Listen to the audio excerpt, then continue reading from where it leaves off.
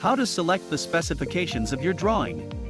Let's say you want to convert this drawing into an AutoCAD format, and you want to proceed with the conversion or check the price. First, you will need to upload your drawing in PDF, JPEG, or zipped format. Second, select the correct paper size of your drawing. Larger drawings usually require a larger paper size to be visible. Third, select the type of drawing you are converting. And finally, select the quantity. Discounts will automatically be included for larger quantities. You also have two additional options. If you want us to deliver your project earlier, check this box. And if you need your project to be confidential, check this box. The delivery dates are then automatically calculated and displayed here.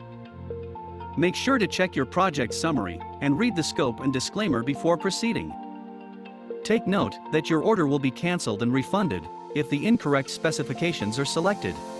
Once done, you can proceed to the next step. Hope this video helped. Feel free to contact us if you have any questions.